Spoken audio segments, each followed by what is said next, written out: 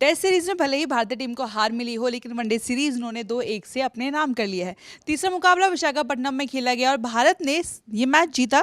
सिर्फ जीता नहीं, बल्कि एक तरफा अंदाज में डोमिनेट करते हुए जीता। इस मैच के बारे में विस्तार से बात करने के लिए मेरे साथ सुकांत है। तो सुकांत, सबसे पहले तो कि जो डर सता रहा था कि कहीं ऐसा ना हो कि जिस तरीके से टेस्ट सीरीज हारे हैं, इंडिया क्लीन स्वीप हुआ है। क्लीन स्वीप तो नहीं होता, लेकिन कहीं ना कहीं डर था कि कहीं साउथ अफ्रीका वनडे सीरीज भी अपने नाम ना कर ले, और बहुत ऐतिहासिक मौका उनके लिए हो जाता अगर ये वनडे सीरीज उनके नाम होती। भारत ने बचा लिया उस शर्मनाक हार से भी सीरीज की। तो सबसे पहले कितना ज़रूरी था भारत के लिए मैच जीतना? देखिए, ज़रूरी इसलिए था ज़्यादा क्योंकि जो घटा था पूरे टेस्ट सीरीज़ में, उसके बाद बहुत ज़्यादा नज़रें थी सबकी कि हम वनडे में या T20 में तो कम से कम ये करें कि हम अपने घर पे जीतें। और वो 10 साल बाद का इतिहास उसके पीछा कर रहे थे। वो चाहते थे 10 साल बाद फिर से इंडिया में वनडे सीरीज़ में हराएं, लेकिन वो ऐसा नहीं कर सके। और इसका सबसे बड़ा कारण मुझे लगता है ये बहुत पहले मैच में ही आइडेंटिफाई हो गया था कि दोनों टीम में काफ़ी अंतर है। क्योंकि अगर आप देखें ड्यू के इस फैक्टर को कितना ज़्यादा मतलब मायने रखा इस पूरी सीरीज़ में, क्योंकि ड्यू ने बहुत ज़्यादा तंग किया। जिस टीम ने भी बाद में बैटिंग की उनके लिए ऐसा लगता था जैसे अलग पिच पे मैच हो रहा है। तो ये बहुत बड़ा फैक्टर रहा। और आज जो असली जो खेल था ना रिया, वो वही सच में टॉस ही था।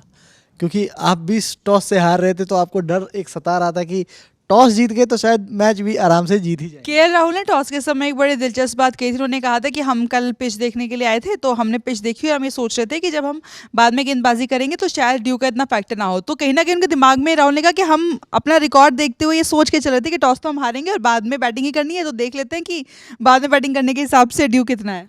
बाद में नहीं, शुरू में बैटिंग करनी पड़ती। सॉरी, माफ कीजिएगा, कि बाद में हमको बॉलिंग करनी है, यानी हमको वो करना होगा, तो फिर चेस करने वाली टीम के लिए आसान हो जाता है। तो अगर हमको बाद में फील्डिंग करनी है तो फिर कैसे करना है? लेकिन जो एक मुझे बात समझ नहीं आई कि उन्होंने आकलन बताया था कि कल की अगर उन्होंने बात की थी कि कल जो है वहाँ पे ड्यू का उतना फैक्टर नहीं रहा था। लेकिन जो आज आप अगर देखते तो 6 बजे के बाद से ड्यू कम गेम में राहुल का ये कहना था कि ड्यू आएगी लेकिन लेट आएगी, लेकिन आज हम जैसे देख रहे थे मैच, तो 6 बजे के आसपास ही रोलर चलना शुरू हो गए थे। तो कहीं ना कहीं दिमाग में जो ड्यू वाले होते हैं, समझ में आ रहा था कि ड्यू शायद से बहुत जल्दी आ गई है और भारत को भी वो फायदा मिलेगा जो पिछले 2 वनडे मैचों में साउथ अफ्रीका को मिला। जी बिल्कुल। और टीम इंडिया ने बहुत अच्छी चीज़ क्या की कि इस मैच में जब टारगेट आपके सामने होता है, जब पता था कि आपको 270-71 चेज करना है, तो उसमें कुछ हड़बड़ाहट थी नहीं। और ये बहुत अच्छा काम किया कि आराम से समय लेकर के।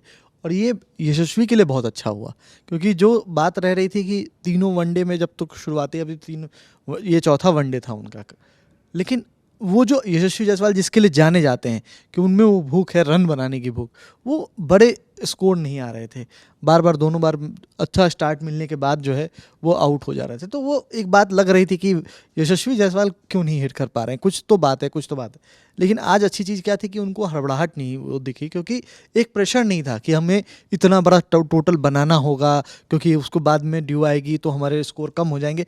एक प्रेशर कहीं ना कहीं बैट्समैन पर आ रहा था, वो आज नहीं था। तो वो बहुत बड़ा इम्पैक्ट रहा। और उन्होंने टाइम लिया और नो डाउट 110 बॉल में अपनी सेंचुरी पूरी की, लेकिन बहुत ही सही समय पे और बहुत ही अच्छी अपॉर्चुनिटी को उन्होंने बुनाया है।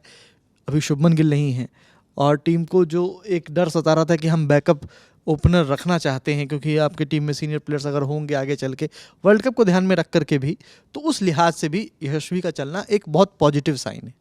हम थोड़ा सा गेंदबाजी के बारे में बात करेंगे, क्योंकि हमने देखा कि पिछले 2 मैचों में जब भारत पहले बल्लेबाजी कर रहा था तो 350 के ऊपर वो रन बना रहे थे, लेकिन आज जब साउथ अफ्रीका पहले बल्लेबाजी करने के लिए उतरा तो उस तरीके का बड़ा स्कोर जैसा भारत ने हालांकि भारत एक मैच हारा उसमें से, जहाँ पे आपने 358 बनाए, लेकिन भारतीय गेंदबाजों ने भी आज अच्छी गेंदबाजी की। वो पहले गेंदबाजी करे तो शायद कॉन्फिडेंस था या क्या था कि 271 पर साउथ अफ्रीका को उन्होंने रोक दिया, जबकि ये वही टीम है जिन्होंने पिछले दोनों मैचों में 350 के आसपास रन बनाए हैं। देखिए, इसमें 2 चीज़ें बहुत मायने रखती है। जैसे ड्यू का जो इम्पैक्ट पड़ रहा था वो हमने देखा था कि फील्डिंग से लेकर के बॉलिंग में, क्योंकि आपको ग्रिप नहीं मिलता, और ग्रिप नहीं मिलता तो बॉल को आप जहाँ चाहते हो वहाँ प्लेस नहीं कर पाते हो। आज जो यॉर्कर्स हमने देखे हैं वो फुल टॉस थे पिछले मैच में, तो वहाँ वो डिफरेंस आपको देखने को मिले। ठीक है, आपने क्विंटन डिकॉक ने जो उधर से सेंचुरी लगाई और बहुत ही शानदार बैटिंग की, ओपनिंग करते हुए बहुत अच्छे रन बनाए और रिकॉर्ड बना दिया। लेकिन जो सबसे खास बात रही कि उसके बाद जब प्रसिद्ध कृष्णा बॉलिंग करने आ रहे थे, तो वो जो एग्जीक्यूट करना चाहते थे जिस तरह की यॉर्कर्स, वो एग्जीक्यूट कर पा रहे थे। ये चीज़ आपको पिछले मैचेस में नहीं दिख रही थी। कुलदीप यादव की तारीफ करनी होगी, क्योंकि कुलदीप यादव जब उस ड्यू के फैक्टर में 4 विकेट ले रहे थे, तो आज उनके 4 विकेट ना उतने ज़्यादा खास आपको दिखते नहीं, क्योंकि वो ऐसे बॉलर हैं जो आकर के इम्पैक्ट डालते ही डालते हैं। और जब बॉल सूखी हुई थी तो वहाँ हमने देखा कि उनको कितनी अच्छी टर्न मिल रही थी, जहाँ चाह रहे थे वहाँ बॉल को प्लेस कर रहे थे, पूरे बैटर्स को घुमा रहे थे अपने साथ। तो वो एक दबाव जो उन्होंने बनाया वो मिडिल ओवर, मुझे लगता है कि लास्ट में वो जो कोलैप्स आया है 35 रन के अंदर 5 विकेट साउथ अफ्रीका ने लूज़ कर दिए, तो वो एक कोलैप्स इसलिए आया क्योंकि बहुत कसी हुई गेंदबाजी हुई है। और प्रसिद्ध कृष्णा ने शुरुआत आज बहुत ख़राब की थी, और उसके बाद फिर से एक डर लगा कि केएल राहुल, क्योंकि हम कैसे अपना, क्योंकि आज 6th विकेट जो बॉलर था वो, हाँ, वो हमारे पास नहीं थे क्योंकि आज वाशिंगटन सुंदर टीम में नहीं थे। तो एक डर सता रहा था कि कहीं ऐसा ना हो कि ज़रूरत पड़ जाए। और आपने तिलक वर्मा को उन्होंने ट्राई किया, 3 ओवर्स भी कराए, लेकिन वो बहुत महंगे साबित हो गए। तो ये सवाल भी उठ रहा था कि 5 ओवर में इन्होंने 56 रन दे दिए इन दोनों ने मिलकर, तो ये तो बहुत गड़बड़ हो गया, जो आपने प्लान किया था उसके अपोजिट जा रहा है। लेकिन जो सेकंड स्पेल में उन्होंने जिस तरह से बॉलिंग की वो काबिल तारीफ है, बहुत ही शानदार। तो गेंदबाजी के बारे में हमने बात कर ली, हमने बल्लेबाजी के बारे में बात कर ली, लेकिन ये सीरीज़ रोहित और विराट के लिहाज से बड़ी अहम थी। और आज के मुकाबले में अगर आप देखें तो भारत 9 विकेट से मैच जीता है और लगभग 10 ओवर पहले उन्होंने मैच जीत लिया। और उसमें फैंस के लिए अच्छी खबर ये रही कि विराट कोहली ने एक हाफ सेंचुरी भी लगा दी। तो विराट और रोहित के लिए भी सीरीज़ अच्छी रही।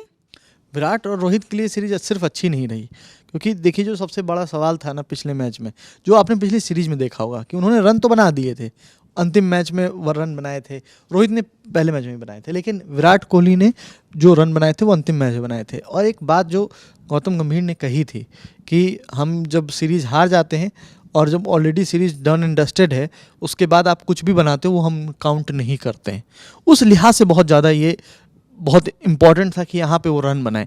और हमने देखा तीनों मैच में विराट कोहली ने बहुत अच्छी बैटिंग की, और रोहित शर्मा के साथ भी वही बात रही। तो दोनों बल्लेबाज चले, भारतीय टीम चली, और जो वनडे सीरीज़ का आखिरी मुकाबला था वो भारत ने 9 विकेट से अपने नाम किया और सीरीज़ 2-1 से अपने नाम कर ली। टेस्ट सीरीज़ टीम इंडिया हार चुकी है, वनडे सीरीज़ का परिणाम हम आपको बता चुके हैं। अब बारी है टी20 सीरीज़ की, और ये टी20 सीरीज़ 5 मैचों की है जो कि जल्द ही शुरू होने वाली है। 9 दिसंबर को पहला टी20 मुकाबला खेला जाएगा। इस पूरी सीरीज़ की और खेल जगत से जुड़ी तमाम अपडेट्स हम लगातार आप तक पहुँचा रहे हैं। मेरा नाम है रिया, साथ में सुकांत, कैमरा के पीछे राशिद, और आप देखते रहिए ललन टॉप।